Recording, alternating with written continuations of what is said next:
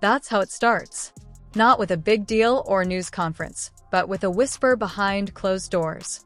The WNBA's rookie sensation, Caitlin Clark, is doing more than simply lighting up the floor. She's sparked national interest in the league.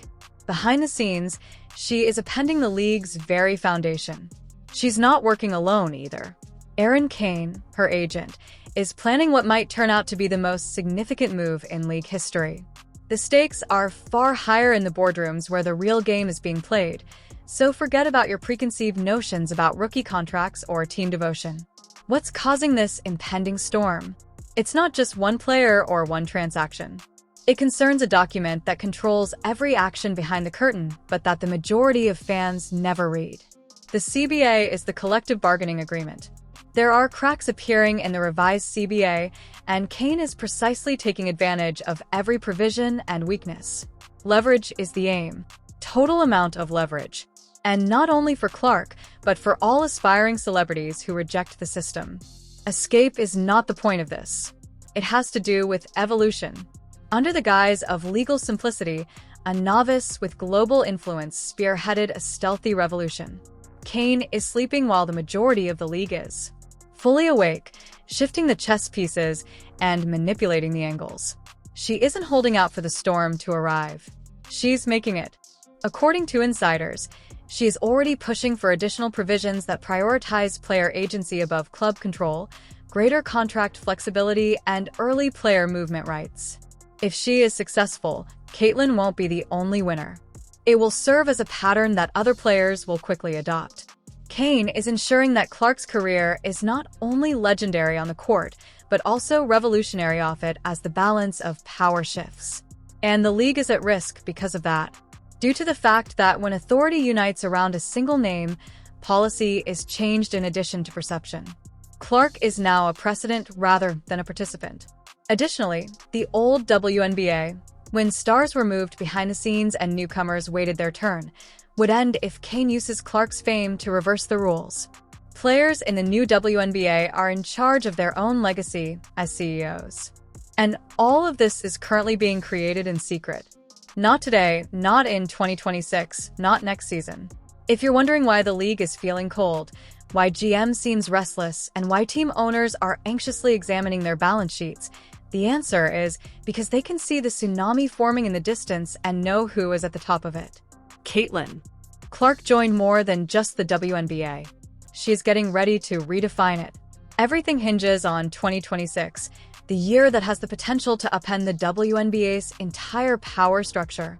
Nearly 87.5% of the anticipated 2025 All-Stars will be free agents by the end of that summer. Give that some thought. That season isn't off. An earthquake is occurring. Additionally, these players are not bound by their teams like restricted free agents are. They are able to walk. Complete freedom, no conditions, and no matching offers. How does that appear in real time? Anarchy. Overnight, super teams are being formed. In a single week, entire franchises were destroyed. Consider Los Angeles attracting 3 stars before the ink has had time to dry. Or New York signing half of the league's best players and turning into a dynasty. It isn't a fantasy. The clock is ticking. Erin Kane is the only one who can hear it clearly. This enormous migration isn't merely a result of contract cycles. Under the surface, a storm has been building. An uncommon cosmic alignment of deals that are about to expire that allows for complete mobility. Ever the visionary, Kane isn't only getting Clark ready for it. She is getting ready to take the lead. Because the future will be controlled by whoever can ride that wave first. Because of this, the present feels silent. However, it isn't. The pressure is increasing. Executives muttering an alarm behind closed doors, the team frantically moving. A rookie who doesn't bat an eyelid is at the heart of it all. If Clark moves or even suggests movement, she is the test case, the face, and the symbol. The dominoes fall. This is more than just a numbers game. Even though the WNBA may never look the same, there is a struggle for power. The players have leverage for the first time in history. Additionally, Kane is using that leverage to create a roadmap, one that goes beyond merely getting ready for 2026. Before it ever gets there, it changes its shape. There was only one picture, one tunnel, and one instant. That put a halt to the league. Following a heated game at the Barclays Center, Caitlin Clark was spotted chit-chatting with Sabrina Ionescu and Brianna Stewart, two players for the New York Liberty. However, this went beyond simple post-game chit-chat. This served as a warning since Erin Kane, Clark's agent and mastermind behind the silent storm, was only a few paces away from the three. To the uninformed eye, it appeared innocuous. A photo opportunity, a rookie rubbing elbows with the league's reigning queens. However, to individuals who are aware of the power of optics, this was a detonator, a message concealed in plain sight. For what reason was Clark grinning with Liberty royalty? Why was her agent standing so assuredly in the picture? The cameras to record it? Social media erupted, not only with enthusiasm, but also with mistrust. Was this a recruitment? A glimpse of the future of a super team? Or was it a masterfully prepared prelude to a play that was already composed in advance? Nothing about it was accidental, that much was clear. This was political drama, and the WNBA as a whole was the audience.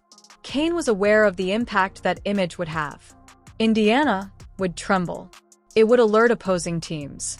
Additionally, the focus would change from Clark the rookie to Clark the movement. That's how a revolution begins. Not with sound, but with a smile, a look, and a weighted quietness with purpose. In an instant, the ground changed. Clark was more than simply a thing of the future. The league was forced to pay attention since she was a disruptor in the present. However, why would Clark even consider moving out of Indiana? It's all about fractures. Cracks that appeared practically right away as she got there. On the surface, it was a fantastic debut. The star, the attraction, and the rating savior was Clark. However, there were issues behind the curtain in the locker room. The injuries came first. There are two, not just one. A total of 10 games were missing. For the Iron W player who used to play to everything in university. However, the injuries themselves weren't the big shock. It was an answer. Coach Stephanie White dismissed her obvious suffering, claiming she was only experiencing a slight sensation. It was dismissive to fans. Insiders saw it as a warning sign. The system then appeared. Known for her amazing transition play, Clark was restrained by a slower, more deliberate attack that appeared to be more concerned with keeping her safe than letting her loose. She expressed her rare moment of frustration in public. "We must improve our ability to get the ball in transition. In other words, I'm being kept back." The gap was widening between Clark and the coaching staff, between expectations and performance, and between what she was promised and what she was really going through. The ache didn't rise. These were philosophical disputes. For a player like Clark, who has international support and is confident in her skills, compromise is also impossible. That was the beginning of the silent campaign. Through controlled narratives, social media posts, tunnel meetings, and deft maneuvers, not through news releases or trade requests. This was when the power play began. They also didn't know how far it will reach to Indiana. The most dangerous place of all is where we are right now. Checkmate is underway. Clark appears to have no power. Her rookie contract is set to expire in 2028. She is unable to insist on a swap. She is unable to leave. However, a paper doesn't provide the complete picture. Not when the pen is in Erin Kane's hands.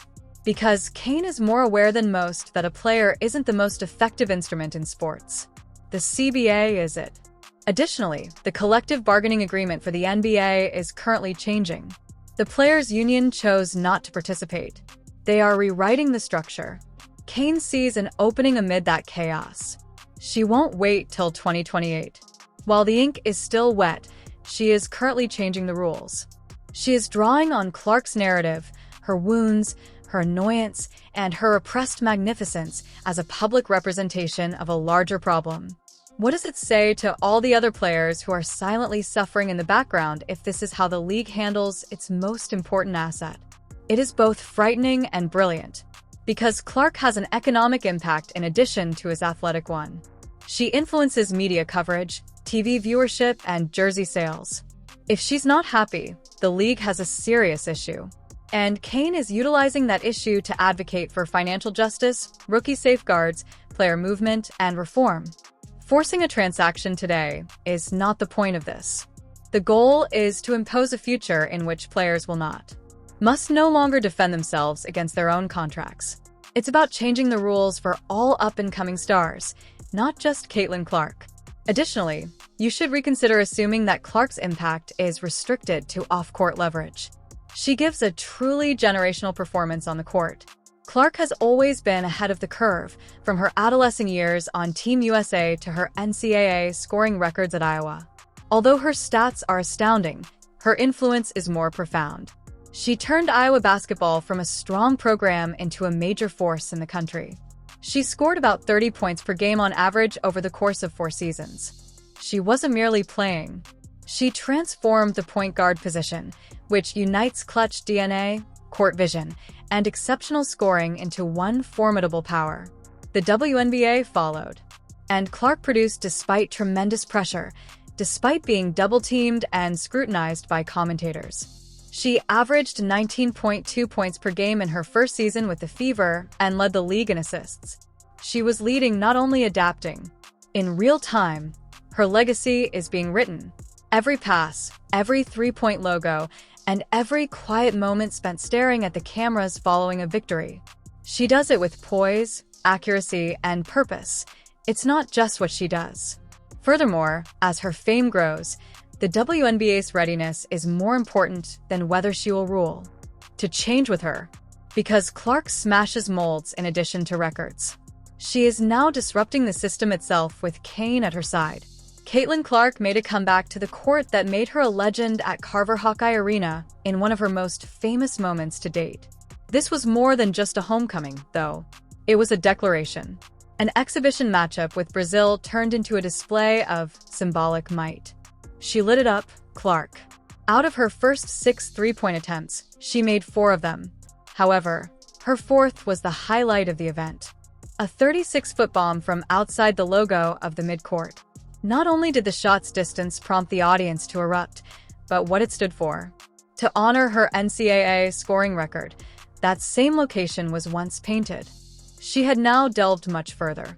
She turned to face the audience, grinned, and looked directly into the ESPN cameras as the ball swished through the net.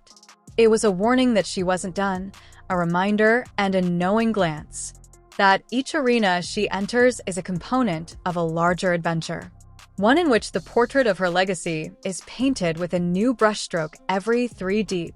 She accomplished this despite having a leg ailment, still completely unstoppable despite not being completely well or rested. That's Clark. She is history in action, even while she is in pain.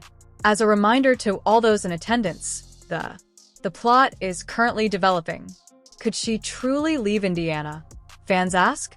The solution is not straightforward, because changing teams isn't the only thing involved. The goal is to create a future, one in which incidents like these alter the course of events permanently rather than merely becoming viral. And that is the league's horrible reality. Caitlin Clark can cause instability without threatening a trade.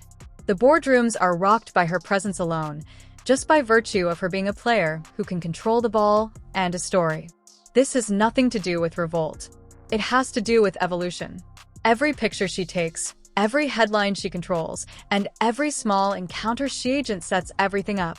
It's all a part of a larger drama. A chessboard that stretches over negotiation tables, social media feeds, and stadiums. Additionally, every step is meticulously considered. Clark was drafted by the WNBA only a season ago, but the league has since changed. It isn't possible. Not when the game's most valuable player is changing the rules while she's playing. Everyone is being forced to reconsider their stance by her increasing impact on and off the court. Media outlets, sponsors, coaches, and team owners are all aware that you're either falling behind in Caitlin's world or adjusting to it. Because winning games isn't the only goal anymore. It's about taking ownership of your name, your profession, your fate. There is order in what Erin Kane and Caitlin Clark are accomplishing. It's choreography. Whether it is ready or not, the WNBA is being forced to change through a gradual, methodical dance. They aren't pleading for reform. By example, they are demanding it. Additionally, the league is lagging behind and rushing to catch up. Because it raises a crucial question when the most marketable player in women's basketball begins to undermine the exact system that produced her. Is the WNBA designed to support someone like her, or will her ambition cause it to crumble? Examine your surroundings. There are signs everywhere. These days, social media algorithms follow her every move. ESPN adjusts its shows based on her stats. Young girls are purchasing more than simply jerseys, they are reusing driveway hoops to simulate her figure. This is more than just a basketball job. Kane is aware that there is a cultural reset taking place. Because of this, every deliberate remark, every examination of a CBA clause, and every quiet moment of dissatisfaction all serve as fuel for the machine they are creating. A device that owns the game rather than merely playing it. Consider whether Caitlin Clark is sticking put or whether the fuse has already been lit as the upcoming season approaches and the CBA talks intensify. Because this is the one thing that this story makes obvious. Clark isn't holding out for the lead to give her authority. She's taking it one deep three, one tunnel photo, and one social media bombshell. One at a time. Whether she switches leagues is not the question. How far will she go is the question. Additionally, it appears that she is just beginning.